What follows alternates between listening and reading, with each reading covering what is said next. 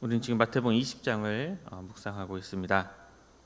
어제 본문 말씀인 1절에서 16절까지 말씀은 구원과 또 천국에서의 상급과 관련한 포도원 품꾼의 말씀이 기록되어 있습니다. 그리고 오늘 말씀은 예수님의 세 번째 순환 예고, 그리고 야고보와 요한 형제의 하나님 나라에서의 중직 요청, 그리고 그와 관련하여 주님께서 주신 섬김의 교훈, 그리고 마지막으로 유대 사역의 마지막 사건으로 주님께서 여리고의 두 맹인을 치유하신 사건을 기록하고 있습니다. 우리 본문 17절에서 19절 말씀을 우리 함께 읽겠습니다. 우리 17절에서 19절 말씀입니다. 예수께서 예루살렘으로 올라가려 하실 때에 12 제자를 따로 데리시고 길에서 이르시되 보라, 우리가 예루살렘으로 올라가노니 인자가 대제사장들과 서기관들에게 넘겨짐에 그들이 죽이기로 결의하고 이방인들에게 넘겨주어 그들을 조롱하며 책찍질하며 십자가에 못 박게 할 것이나 제3일에 살아나리라.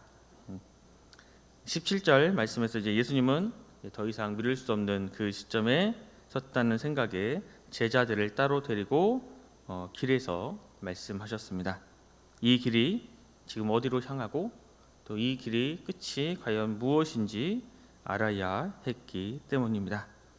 그래서 주님께서는 말씀을 하실 때에 올라감 또 올라가노니라는 문구를 통해 상승에 대한 이미지가 등장합니다. 지역적으로 예루살렘이 더 높은 곳에 있기 때문에 이제 올라간다라고 표현하기도 했지만 굳이 이렇게 오르다라는 말이 성경에 기록된 것은 십자가의 낮아지심을 통해 올라가실 것이다 라는 것을 강조하기 위함이었습니다.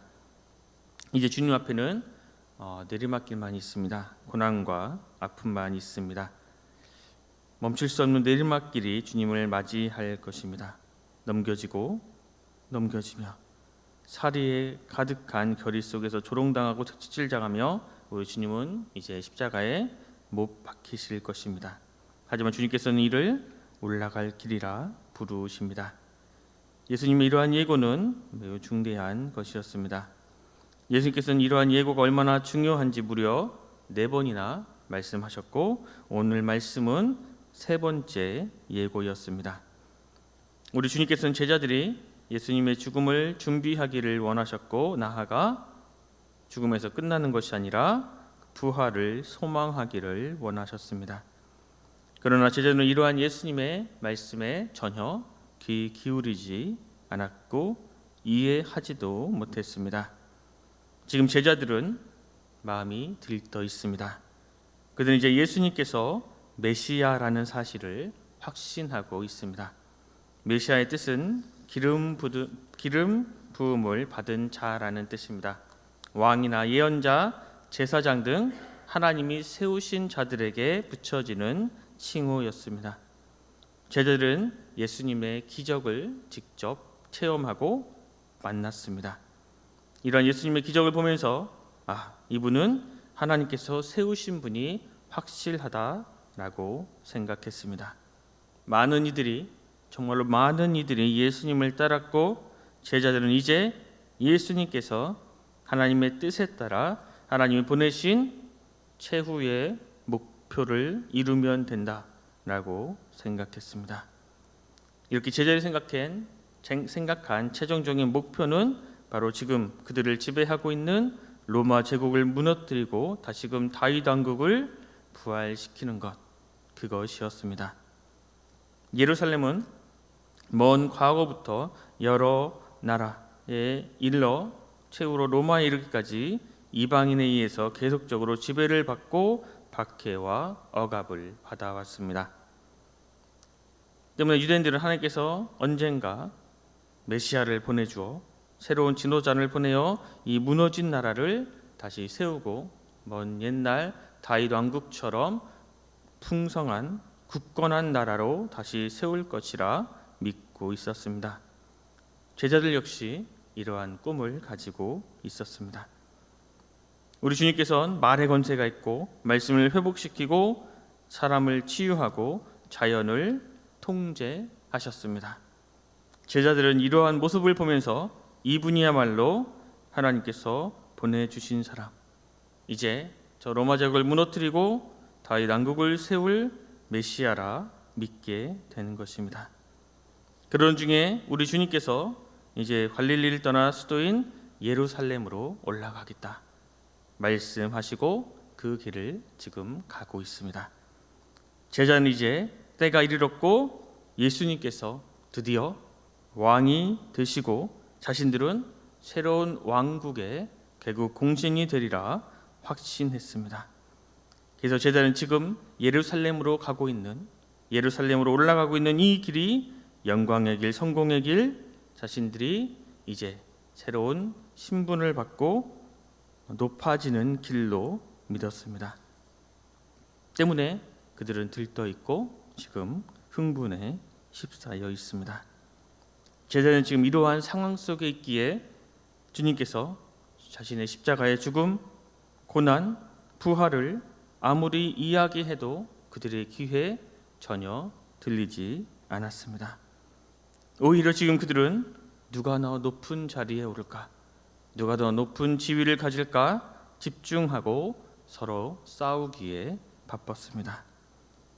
심지어 그 제자의 어머니까지 지금 와서 예수님께 자기 아들들을 예수님의 좌편에 우편에 앉혀달라 부탁하고 그 모습을 본 다른 제자들은 분을 내는 참으로 어처구니 없는 모습을 보여주고 있습니다. 이러한 모습은 예수님을 우리의 욕망, 우리의 성공, 우리의 안정, 우리의 번영의 도구로만 바라보는 그러한 모습과 참으로 흡사합니다. 예수님의 능력과 예수님의 이름으로 더 높은 자리에 오르려 하고 더 많은 성공을 쟁취하려 하고 더 화려하고 아름다운 자가 되려 하는 것입니다. 이러한 모습은 하나님의 영광을 위한다는 명목으로 하나님의 영광을 위하는 것이 아니라 사실은 자기의 영광을 추구하는 것입니다. 이어서 25절, 28절 말씀을 제가 읽겠습니다. 25절, 28절 말씀입니다. 예수께서 제자들을 불러다가 이르시되 이방인의 집권자들이 그들을 의미로 주관하고 그 고관들이 그들에게 권세를 부리는 줄을 너희가 알거니와 너희 중에는 그렇지 않아야 하나니 너희 중에 누구든지 크고자 하는 자는 너희를 섬기는 자가 되고 너희 중에 누구든지 으뜸이 되고자 하는 자는 너희의 종이 되어야 하리라. 인자가 온 것은 섬김을 받으려 함이 아니라 도리어 섬기려 하고 자기 목숨을 많은 사람의 대성물로 주려 함이니라. 아멘. 우리 주님께서는 지금 이 말씀을 통해 복음의 핵심 원리, 하나님 나라의 원리를 가르치셨습니다. 이는 예수님께서 말씀뿐 아니라 직접 몸소 보여주시는 것입니다. 세상의 방식은 권력을 통해서 사람들을 강압적으로 지배하고 높은 자리에서 낮은 자리에 있는 이들을 누르며 자신들의 권력을 부립니다. 그리고 이것이 영광스러운 것이라 생각하고 위대한 것이라 스스로 찬양합니다. 그러나 우리 그리스도인들은 이러한 세상의 방식을 거부하는 사람들입니다. 우리 그리스도인은 낮은 곳에서 섬기는 사람을 위대한 사람이라고 고백하는 사람이고 다른 이들을 위해 사는 사람들이 오히려 으뜸이 되는 사람이라고 고백하고 믿고 그대로 행하는 사람들입니다. 바로 우리 주님께서 이러한 말씀을, 이러한 질서를 몸소 보여주셨습니다. 우리 주님께서 이 땅에 오신 이유는 섬기기 위함이요 많은 사람들을 위해 자기 목숨을 내주기 위함이었습니다. 그리스도인이 된다는 것은 기존의 세상 질서 속에서 더 강한 자가 돼서 살아남는다라는 것을 의미하지 않습니다. 오히려 기존의 세상에서 사랑으로 그것들을 뒤집고 사랑으로 섬기는 사람들입니다. 우리 그리스도인이 고백하는 영광이라는 것은 기존의 질서 속에서 높은 자리에 올라가는 것이 곧 영광이다 이야기하는 것이 아닙니다. 우리가 고백하는 영광은 기존의 질서에 붙잡혀 기존의 질서대로 살아가는 것이 아니라 오히려 사랑의 힘으로 하나님의 나라, 섬기는 모습으로 하나님의 그 사랑을 드러내는 것입니다. 모든 이가 앞서 나가려고 할 때에 오히려 뒤처진 이들을 챙기기 위해 뒤돌아가고, 모든 이들이 높아지려 할 때에 오히려 낮은 곳에서 고통받는 이들을 돕기 위해 스스로 내려가는 사람입니다. 모든 이들이 승리와 성공만을 추구하며 나아갈 때 오히려 자신을 내려놓고 그리스도의 사랑을 드러내는 이들이 곧 그리스도인입니다. 때문에 그리스도인이 된다는 것은 그 자체로 놀랍고 그 자체로 은혜가 되는 것입니다. 우리가 속한 이 세상은 그리스도인의 성공을 통해 하나님이 살아계시구나, 하나님을 찬양하는 것이 아니라 그리스도의 섬김과 사랑의 그 모습을 통해 하나님의 살아계심을 알고 하나님의 살아계심을 고백하게 되는 것입니다. 오늘 이 말씀을 통해서 이 놀라운 그리스도인의 길, 이 놀라운 그리스도인의 삶을 기억하고 다시금 따라가기를 소망합니다. 이어서 마지막으로 29절에서 34절 말씀에는 두 맹인을 예수님께서 고치신 사건이 나옵니다. 지금 제자들은 높아지기 위해 예루살렘으로 향하고 있습니다. 그것밖에 보이지 않습니다. 이러한 이들에게 소리 지르는 맹인 두 사람은 방해물입니다. 누구도 그들을 찾아가 사연을 듣지 않습니다. 오히려 꾸짖고 잠잠하라고 명령합니다. 그들은 지금 맹인 이 두 사람이 불쌍하고 긍휼히 여김을 받을 만한 사람이 아니라 문제거리로 여기고 있습니다. 하지만 우리 주님께서는 제자리에 멈춰 서십니다. 그리고 그들을 부르시고 질문하시며 그들의 말을 들어주십니다. 그리고 불쌍히 여기시며 눈을 만지십니다. 그때 그들은 보게 되었고 예수님의 길을 따르기 시작합니다. 욕망에 눈이 멀고 귀가 닫혀 주님의 말씀을 무시하는 이것이 과연 우리의 모습은 아닌지 한번 우리의 삶을 뒤돌아 보아야 합니다. 성경을 묵상하며 수없이 죽어야만 살 수 있는 그 십자가, 그 빈무덤의 교훈을 우리가 무수히 많이 들었음에도 불구하고 여전히 높아지기만을 바라며 요청하고 있지는 않은지 우리의 삶을 되돌아 보아야 합니다. 우리가 세상에 살아갈 때에 세베대의 어머니처럼 겸손한 모습처럼 보이지만 오히려 그것들로 욕망을 표현하고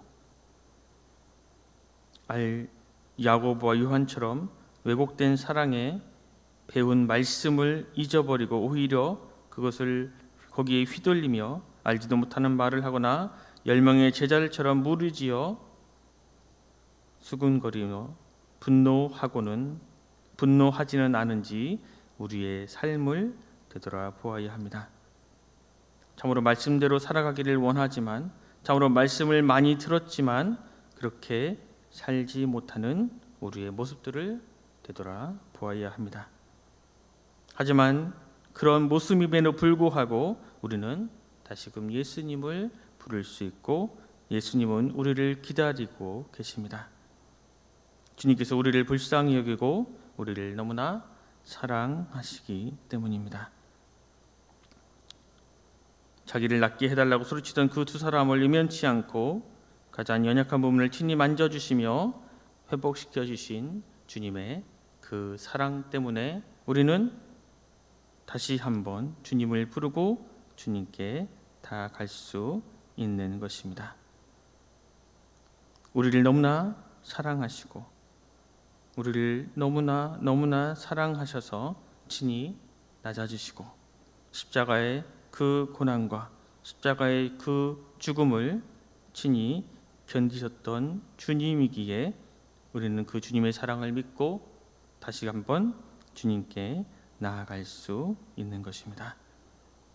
우리를 너무나 사랑하셔서 친히 낮아지신 주님과 동행하는 것이 얼마나 큰 기쁨이요, 얼마나 큰 즐거움이요, 얼마나 큰 능력인지를 우리가 깨닫고, 우리가 주님의 그 사랑, 주님의 그 낮아지심, 주님의 그 겸손을 닮아가는 우리 순천은성교회 모든 성도님들이 되시길 간절히 소망합니다.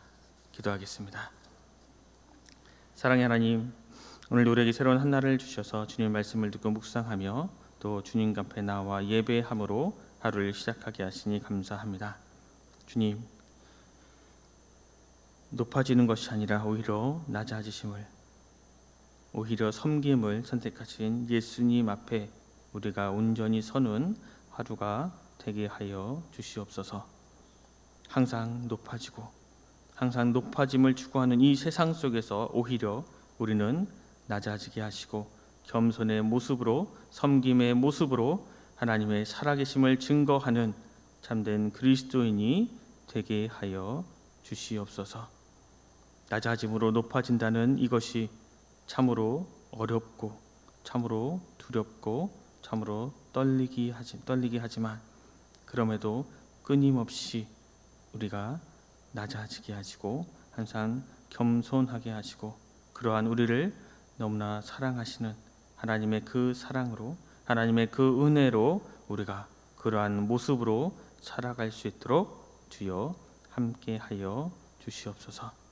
그러한 모습을 기쁘게 받으시고 그렇게 낮아질 때 오히려 우리를 높여주시는 하나님의 그 사랑과 하나님의 그 은혜를 온전히 믿게 하여 주시고 입으로만 주님을 사랑한다고, 주님을 믿는다, 나는 그리스도인이라 말하는 것이 아니라 우리의 삶의 모습들을 통해 우리는 그리스도인입니다 라고 증거하는 증인의 삶을 살아가게 하여 주시옵소서. 우리를 너무나 사랑하시는 예수 그리스도 이름으로 간절히 기도드립니다. 아멘.